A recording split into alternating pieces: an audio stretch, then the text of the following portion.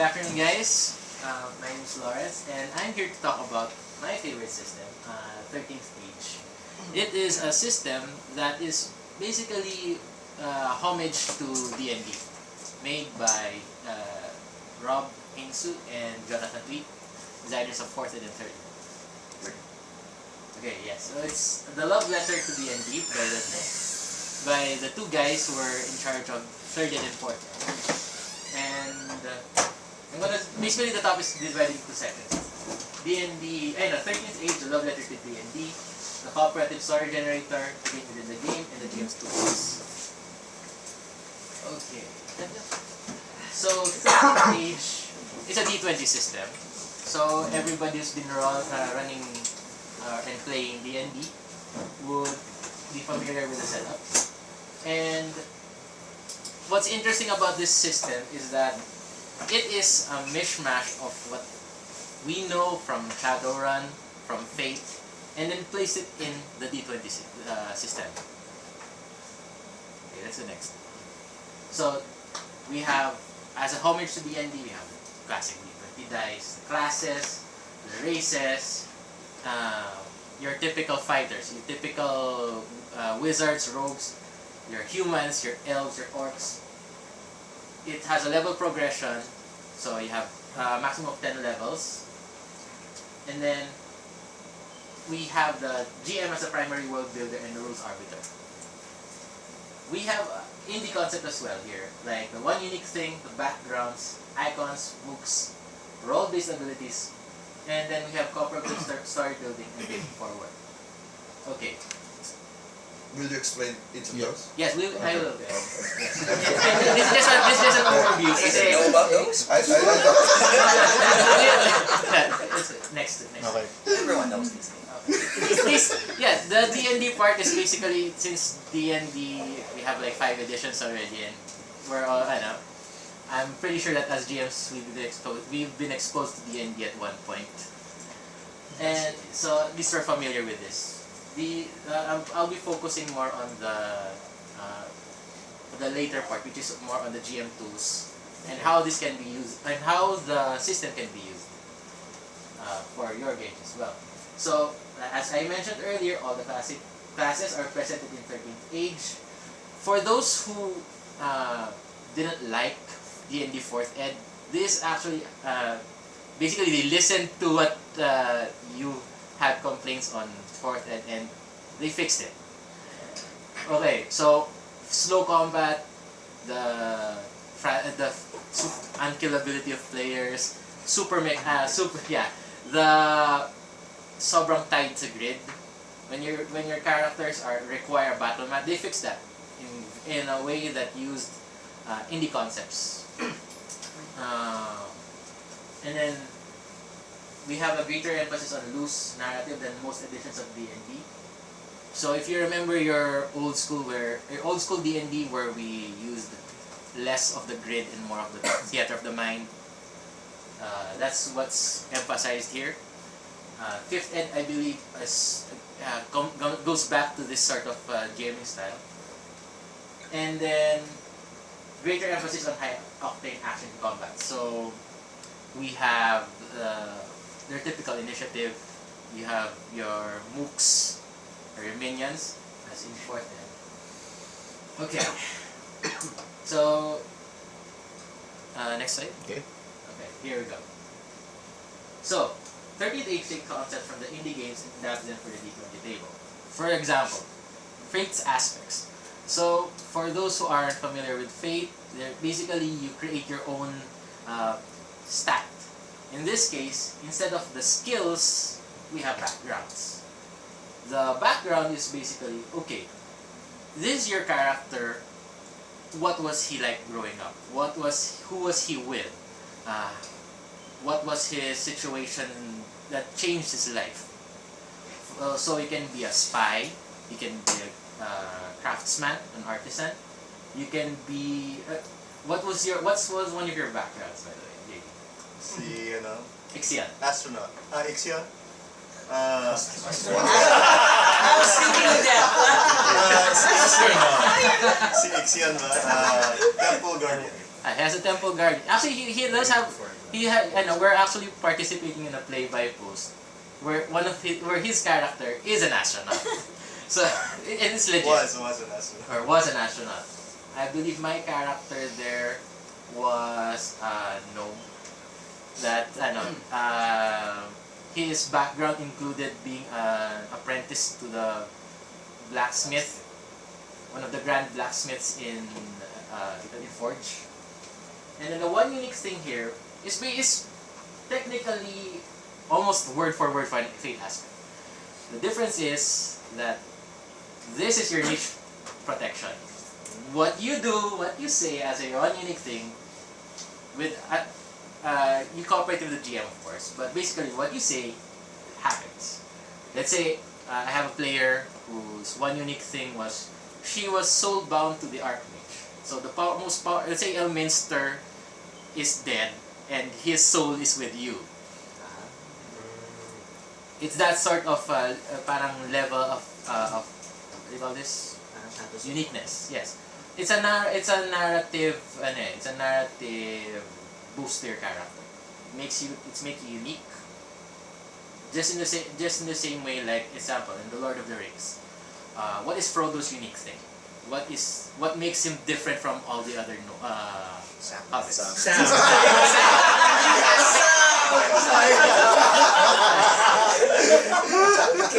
Alright, Harry Potter is the boy who lived. He's the one who has the mark of the man whose name is not diba? So unique thing. Unique thing is more of a narrative. It's more of a narrative thing. But if the GM is good with it, I mean, I believe Dan here, my GM, he has one game that he adopted this and basically gave everyone a superpower. But it was fun. It's one of my favorite companies. So it's narrative, not necessarily mechanical. Not necessarily mechanical. It can be as mechanical as you want. It can be situational. Yes, because situational. it defines in a sentence. It basically defines you. Yes. And you can use it positively or negatively, and the GM can do that vice versa. Parang Yes. your unique thing Your kunyari unique might thing. be you have functional wings. So you can fly, it's a mechanical bonus. But it will also make you stand out. You can have people running after you for your wings. Yeah. Yeah.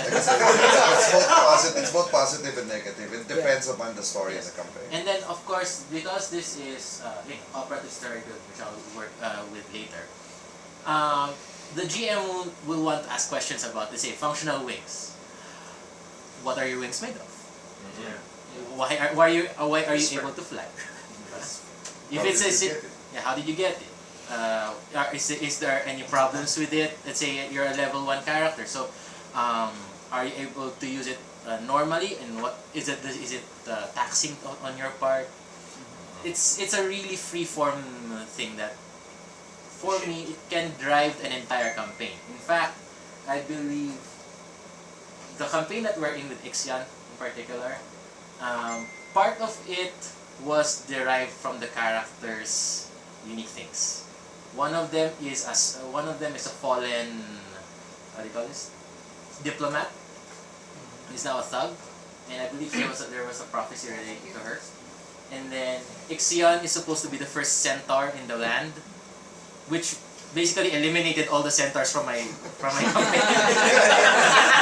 But here's the thing. But the thing is, he's the first known. There may be others, but I won't be presenting them at level 1. I won't be presenting them at the onset. And if he's the first, he might be the one who would bring about these future centaurs. How?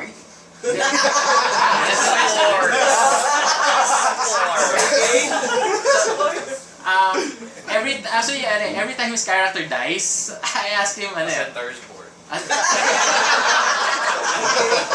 That's one angle I will Toby, quit horsing around.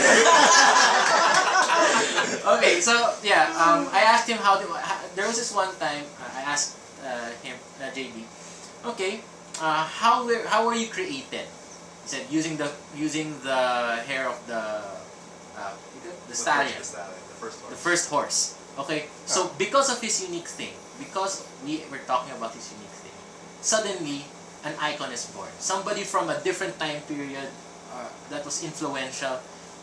All of a sudden, the story of the world's past is being defined. The world's future is being defined. And this is the power of the icons. Now, icons, as introduced in 13th age, they're basically just your faction leaders. So, I believe you have several RPGs that do this already. Shadowrun pa nga lang, you already have the corporations. Which is why it works in a lot of settings din. Lord of the Rings is the best example. Exactly. Sauron, Gandalf. Yes. And then, even in the real world, you have the President of the United States. You have Pope. Even if you don't know the exact names, you know what these people can do. These people can influence. And the funny thing about the faction is that even though the icons may be representative of one belief or one organization, the people under them may not be unified in that regard. You could still insert in your campaigns like traitors, resistance movements, and stuff that even you can put in stuff like traitor and like what is the backstabbers and the people who are manipulating the political field. Now, we have in 13th age Tolstoy's mooks, which is also found in 4th Ed's minions. But unlike in 4th Ed, they don't die in one hit. They have instead a pool of hit points. Wherein, you take out one. The damage can carry over to the next game. It's like the crowd in Fate. Yes. Crowd rule. So it allows you to run a lot of mooks or a lot of creatures without exactly having to track so many individual hit points. Plus, it gives this, for what I see, is a cinematic feel wherein, let's say, you have a barbarian that's swinging his cleaver through like 5 mooks in one go. One blow. Yeah. Something that you normally might not be able to do in D&D game because you need the speed to do this stuff, and then you need to roll these number of attacks. So they take out like 2-3 mooks, kobolds, and here one swing, 2 down, another swing, 3 down. So here you have roll-based abilities as well. I'm not sure. I don't remember which system exactly has this, but basically it goes like this. Instead of having a different dice to track stuff, like what they did in 4th Ed with the recharge abilities, you basically do everything with a d20. If, let's say, you have a natural even, something happens, a natural odd, something else happens. The elves Yes, the elves. with their move it one or Yes. one up or one down. The half-elf in particular in 13th Age has this weird ability where instead of manipulating your total roll, it lets you manipulate the natural dice roll. Which is very useful for sorcerers, for fighters, but it looks weird because you're subtracting one from the natural dice. But if you needed that even result, it gives you that result. Yes. Awesome. So, cooperative story building, failing forward is a gumshoe innovation. Actually, I've spoke with some people and discovered they got it from Scrum and Agile. Nice. The development. So when you track projects and when things don't go well, you have to still keep going forward. Yes. So that's where they actually got it. Nakawan lang ng Yeah. konsepto. So nagulat na ako doon na, okay. We Appropriation. were doing it at work. So yeah, the concept here is very simple. Pwede na isulat sa resume. Not saying. Kasi in D&D, there's this usual trend of when you fail the roll, Sorry ka na. sorry ka na lang, you fail. So, something happened that prevented you from doing it. In failing forward, you get what you want. There's But a consequence. The consequences aren't exactly what you get. For example, let's say there's this elf. This elf approaches the the captain of a ship. The player says, I want to talk to I want to charm the captain into doing into so that we're friends. Okay, she rolls, gets a 1 or gets a 1 or 2. Okay, fail. What might happen in a natural 1 if this was D&D would be like the elf throws up or stumbles, pahiya. So it They throw failed. him overboard. Throw it over. Yeah, that might happen. It's okay. In 13th age, yes, you're friends, but it turns out that the captain is a cannibal.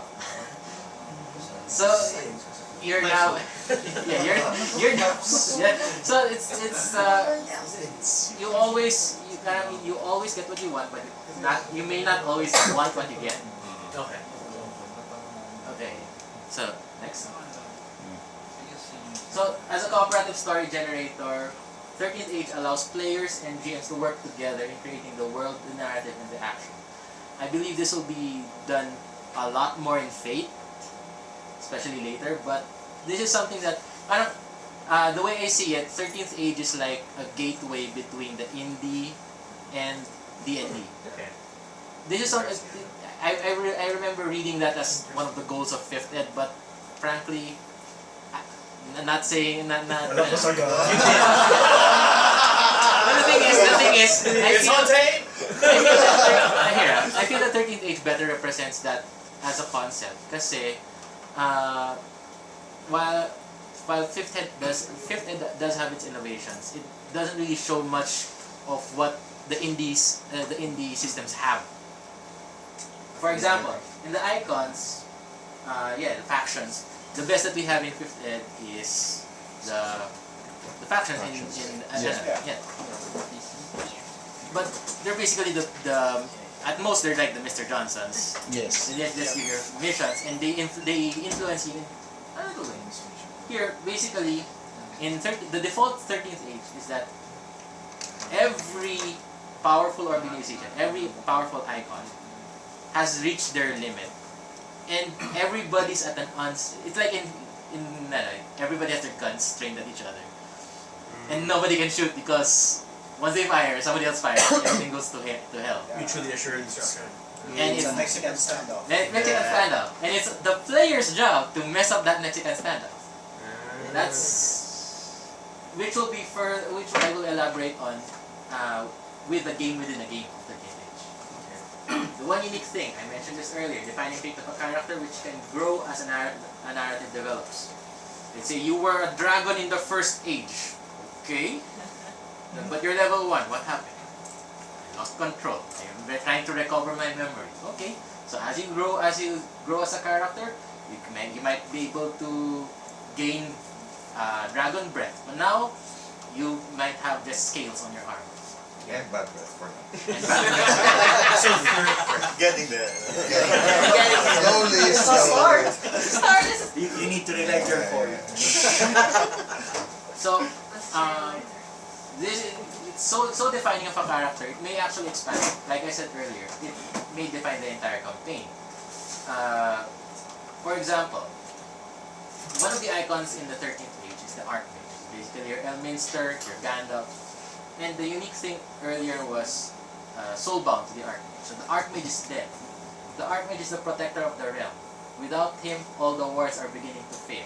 Because of that, I am able to introduce Star Wars into my world. I'm able to introduce other worlds, including a world that resembles Dark Sun, but with a twist of Cthulhu.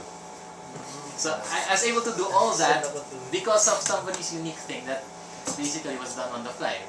No serious impact thought during the time. Backgrounds is a character's past, which helps define their skills and the location, people, and the situations brought about in the past. While it's not, while the GM is allowed to give only partial bonus, to elaborate on this, okay, background is like fate aspect, as I mentioned earlier. One key difference is that if fate, you spend points to, at the very least, get a +1 to your roll. Or a reroll. or a reroll. Here, on the offhand, when you create the character, you assign points to that background.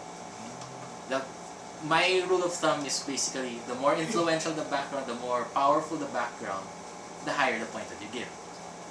So if let's say you were a Grandmaster Thief, of course that it makes only sense. It only makes sense that you give it a +5 because all the thiefy skills would be the best. But at the same time, if you put in let's say call this a shoemaker, and it's at +2. Well, that means you're pretty good shoemaker. So for me, it gives you your character the sort of deep what do you call this simulationist approach of third ed D&D, where you have let's say profession goat herder, yeah. You have a profession goat herder. So instead of professions being a specific skill where you use it to earn money, it's you suddenly know all about goat herding, not just in terms of knowledge checks, but also in terms of people you contact, how you can haggle for goats. What to do when giant goats attack? Yes, how to do when giant goats attack. Exactly. which I may put in my game. So thank you for that. Okay. Yeah, that happens. Okay, so as I said, failing forward, you always succeed at what you do, but failing a roll might net you more trouble than what it's worth. Okay, next slide. This is my favorite part of 13th page. The game within the game. It's kinda meta for me to say that, for me to look at the 13th page this way. But the thing is, each character, during character creation, if you had alignment in D&D, this is the equivalent.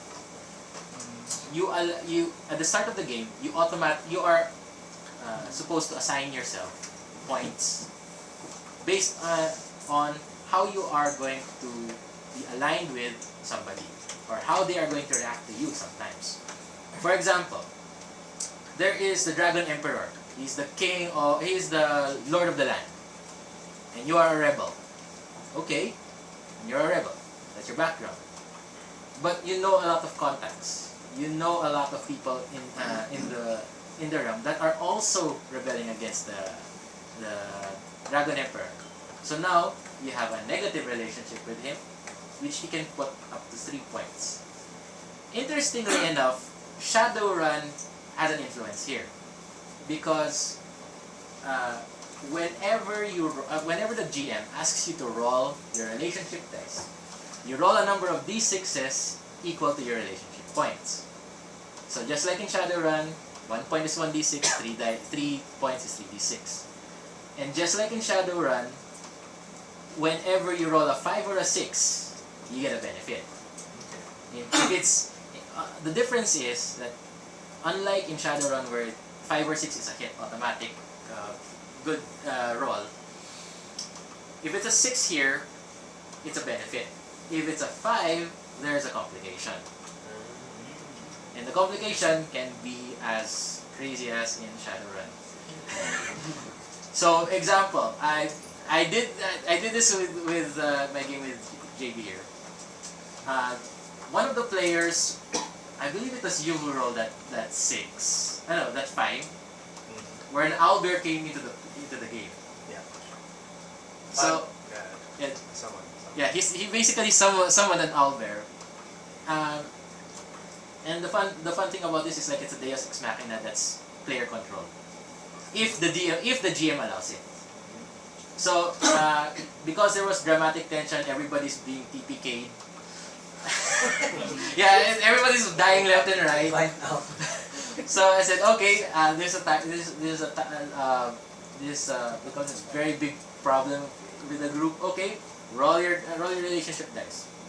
You got a 5, you got an owlbear, who attacked one of the enemies that was attacking them. And then attack the party. and then attack the party. And then later on, The centaur to the rescue. Summon the horse. and then later on, another player rolled another relationship die. I believe it's with the elf queen, the one with the politics involved. And she rolled the 6, and so I said, okay, 2 elves arrived. And then I said, okay, how do I explain them being here? I told the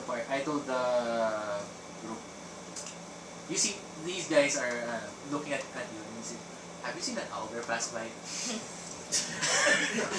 Owlbear Lawrence, hunters. when do you roll in terms of the guidelines set by 13th age, when do you roll the relationship dice? Is it it's a player roll or your roll?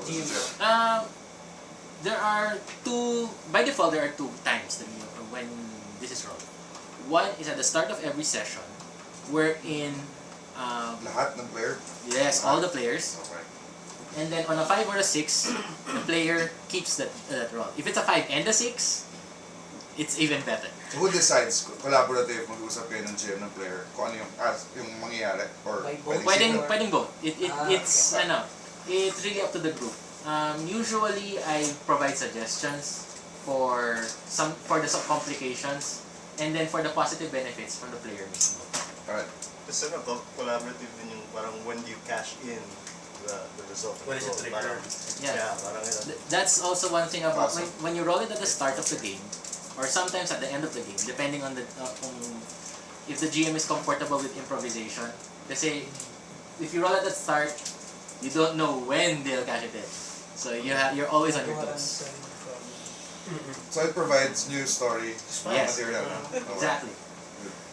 And then the second one, which I love doing on the fly because I'm more improvisation talaga, is during dramatic events. I sometimes do this when it's a crit, it's a fumble, when they're about to die or when they're dead.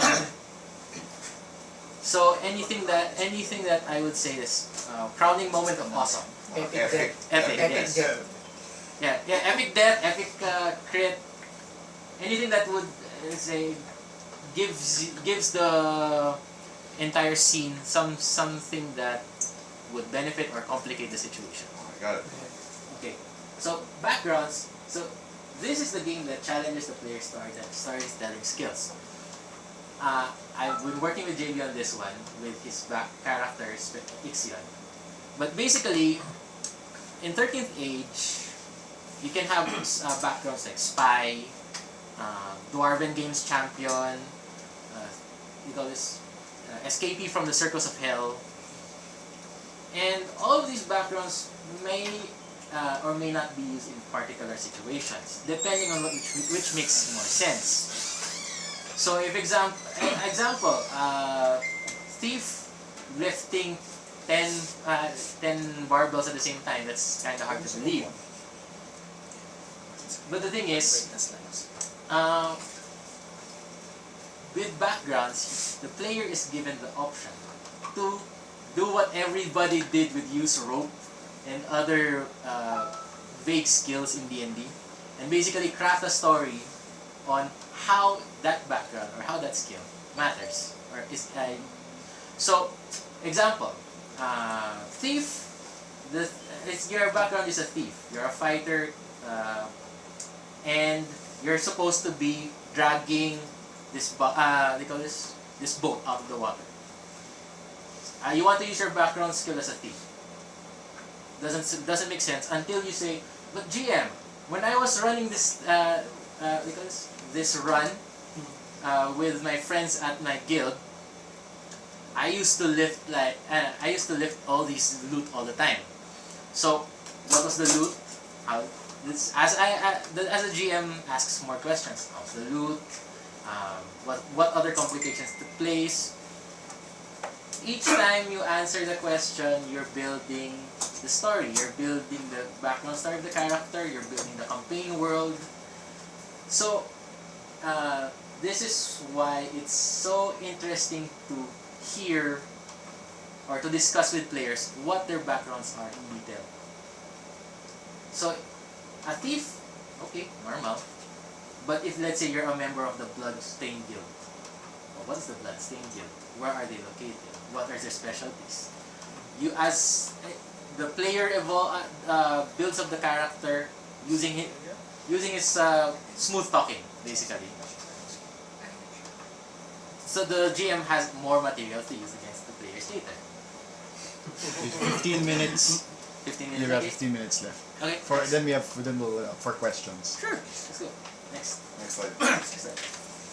By the way, if for those who haven't noticed, the pictures on the left, most of them have been pictures of the icons Oh, okay. that are yeah. So you have the Diabolist, this is the Dragon Emperor. So what can we use as GMs in other systems as well? So icons. So aside from the factions that we already are familiar with, we can use these icons to paint a political picture of the world, and also to link the players directly to these icons, directly to these organizations. So we don't need to have them write a 2-page background on why they're supposed to be against this sort of organization. It's just a simple, okay, this organization, I have a 2-point background conflict because I know so many people that are also against this, but the corporation is interested in me for one reason or another. Okay, backgrounds is basically as flexible as Fate aspects can get, because they're same with one unique thing. They're basically the same base mechanic. The escalation die, this is something that was introduced to combat the slow combat in 4th Ed. To make it Yes. fast. Very fast. Simple rules. Starting round 2, you bring out a d6. The bigger the better. Yes. If you look for escalation die on Google, you'll see instructions on how to make a 2-foot d6. We can make it better. That's so Guard small. the die. That's too small. The censor will not agree with the 2 foot. So 6-foot die. Yes. Guard the die. So in terms of narrative, it provides a narrative of heroes overcoming challenges. So this obviously won't work for every campaign or every system, but for the narrative that D&D provides, where heroes are defeat overwhelming odds, Escalation die. the escalation die works. Best example there is Legolas. Kills more as the movie progresses. Yes. So basically, the D6, the value of the D6, that determines the bonus that you get. All the players. All the players, player characters only, and important opponents like dragons. Named NPCs. Named nemesis. Dragons are always named in 13th Age. But the players have to keep on pressing. If they hold back or they withdraw, the escalation die goes back to 1. Or does it keep going? It can stall, it can go down, it can go up, and actually there's this Yes. really nice thing that they did with the Rakshasa in particular. Who are familiar with the Rakshasa in D&D? Okay, they have this ability in 13th Age called Steal Fate, and basically what they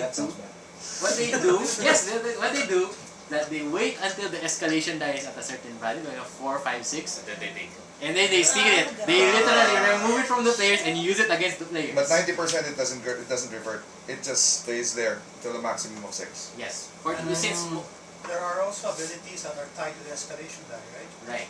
So example, there's this fighter ability that is really powerful but only triggers from the third escalation die onward.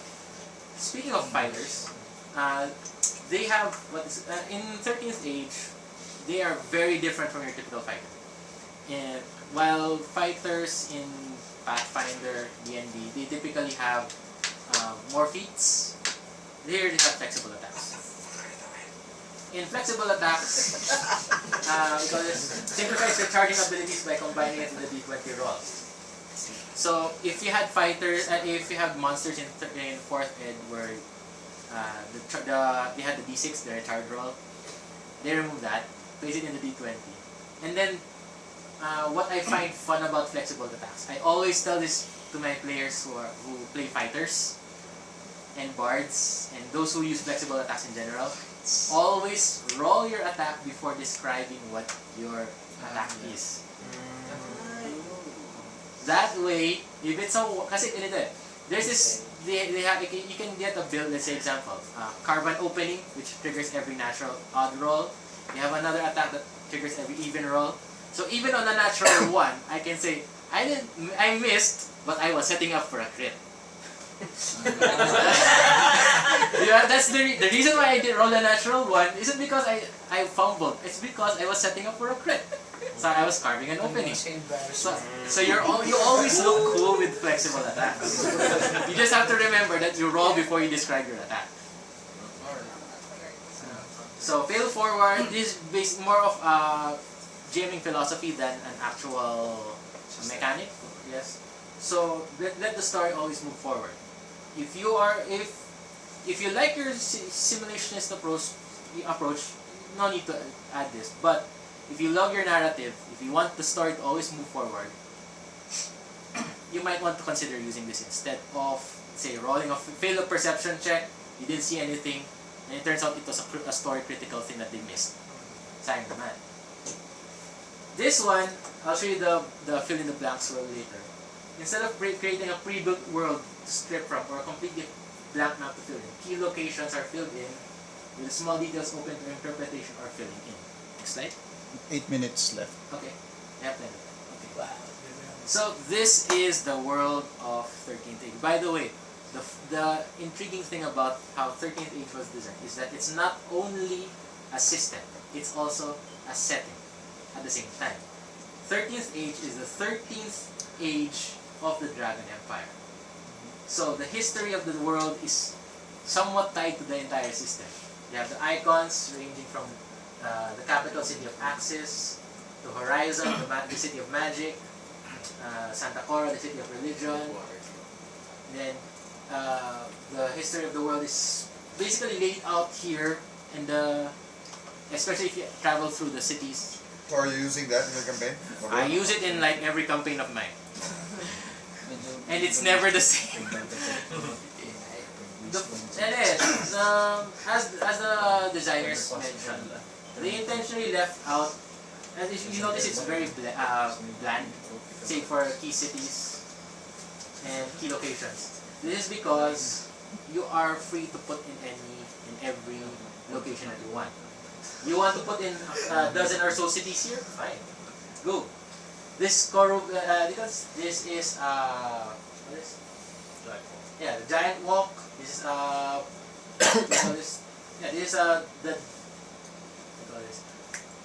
This is the route where all the Koro behemoths pass every year or every few years. So there's a migration. It's a migration route that every creature, every Koro behemoth passes through. Koro behemoths, by the way, are kind of like giant walking mountains. It's not Tarrasque-ish. Colossi. This, Hecaton hit. let's say example, I am a Koro behemoth. This is a Tarrasque. There's nothing we can't have. Actually, Level lang spell lang yan. Aiming for the glowing spot. So, did they design The one unique thing I killed them continent, with or one is this supposed to be the world? This is basically this is both a planet and a continent. Yeah, so is that supposed So to the world loop? is flat? Yeah, is that supposed to loop to the other side? Is it? Globe ba siya? Kasi planet parang siya. they didn't set borders. Right. But that's It's up to you. Actually, Yeah. it is up to you. So when they designed it, it was meant to be just a single continent, They and designed there it to be might be other Yeah. continents. Right, So right. you have to make So the plan. expanded. In fact, if you notice, the Koro behemoths actually their travel route. So you can like goes add all Karator the way there, out. you can add Field Kryn. there. Yes. You can add Kryn. In fact, I believe there was Hammerfall. There was a campaign where they placed Hammerfall somewhere around here. Oo. And Malawak. it is big. So that's the Blessed Isle. I noticed that too. Where they excel. It's reversed though. It's the 13th age. Oh!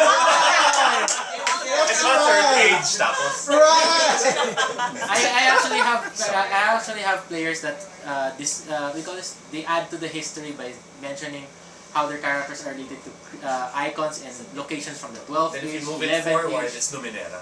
Oh! All right. 5 minutes, 5 minutes. Okay, and actually even in the book, they explicitly states areas that are not placed in the map, like Dwarven mines, floating cities. The Koro Behemoth themselves have cities on them, and because they even have titans, giants. They're typical D&D stuff. They're all scattered in here in a way that you can adapt it to your system, to your homebrew campaign. I would say that 13th Age is targeting specifically those who love the homebrew. Because even if you don't homebrew much, this system is very flexible enough for most of your needs. Okay, so I believe that's it. Yeah. Yeah. Question up. Yes. So since there are icons, Mhm. did 13th Age at least try to design signature characters that the characters directly interact with? Kasi icons are indirect interaction. They could be actually first and foremost they could be direct. It depends on your campaign as a DM. So parang Elminster visits you at night.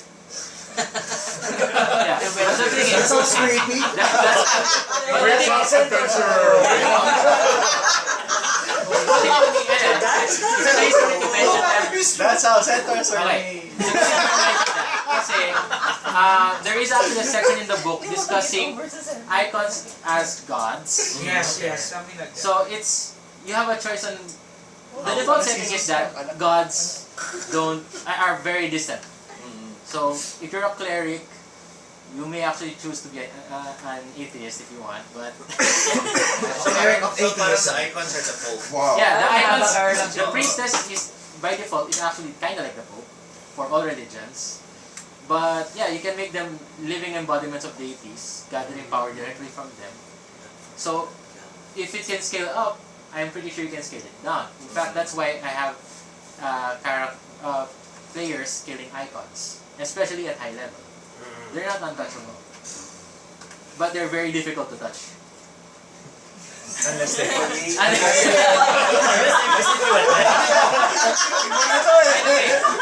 By the way, Are we going? there's this one adventure book called Are we there yet? I forgot the name. Okay, it's a living dungeon basically. The Stone Thief. Yes. Shit, I missed that. Yes, the Stone Thief. There's this one part which I never got to run with my players, but basically there's this montage where the Prince of Shadows, the basically ultra thief extraordinaire, he will be meeting with the players personally. One of the options is that because let's say there's a pope that arrives, there's a ticking time bomb in his heart that was placed there by the thief, by the Prince of Shadows, because he wants to make sure that the conversation goes smoothly. There's a specific mention there in that adventure where if the players are willing, especially at least one of your players are willing, you can talk to that player in private and have his character disappear from the party and replaced by the Prince of Shadows himself. At least until that scene is over. He Once- plays the Prince of Shadows pretending to be him. Yeah. Exactly. Save the embarrassment. Yeah. You So- can do that with your games.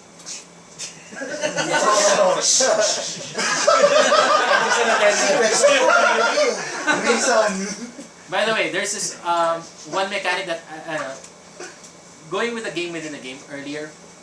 I have this or there's this mechanic in the book called random icon relationship. The random icon influence, wherein if none of the icons rolled by the players have an effect, I get to roll a d12. Okay. If the result, whatever the result of that d12 is, that is the icon, or parang I assign icons to each number. So that icon is the one that affects the roll. That icon is the reason why the roll failed. For It's example, a wild card. it's a wild card. Yes, exactly. So example, there's the elf queen wasn't supposed to, wasn't here, and it turns out that the Prince of Shadows was meddling with affairs. I might choose not to explain. I usually do, just to show that the world is a dynamic world where stuff happens outside of their control. Question. Yes. So what are your thoughts on using 13th Age as a system other than fantasy? Let's say cyberpunk, sci-fi, combination of both. Well, in terms of other campaign settings, I believe there are actually other developers of campaigns like that. But regarding its use as the main concern here is how fast or how well do you want it to scale. If you don't want it to scale vertically, you can just choose to use the increment bonuses that I forgot to mention this. Okay, 13th Age doesn't uses levels but doesn't use experience points. Instead, there are two things that the GM can do. GM will level the players when they are supposed to, which is usually around every 4 to 5 major battles. Usually, not required. Or after each session, the GM can provide a partial level in the form of a bonus. Let's say bonus to HP, an additional skill, an additional feat. That sort of benefit. One of the things, so it shows you what you could do in terms of house ruling it. If you want something more, a little more like Shadowrun in terms of flatness, you can stick to level 1 and then give them incremental bonuses. But it can be used. But it can be used, definitely. Just have to work it out as Right. a team. It's Alright. a template system. Yes, it is. Actually, that's one of the best ways to explain to describe 13th Age. It's a template system. It's a middle ground for basically if you want it a little more simulationist but not too simulationist. If you want a little narrative but not too narrative, it's somewhere in the middle.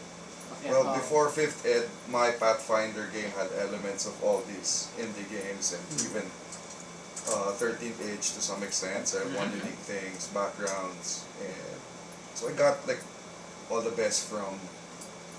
Now that 5th is out, if you get elements of 13th Age and still use it for your 5th Ed games, that would be awesome. I mean, it's a mixture of both. There's no one That's the stopping you. nature of our hobby. I mean, the games that are sold by vendors are just packages. You can break them apart. Right. Basically, we're Lego based.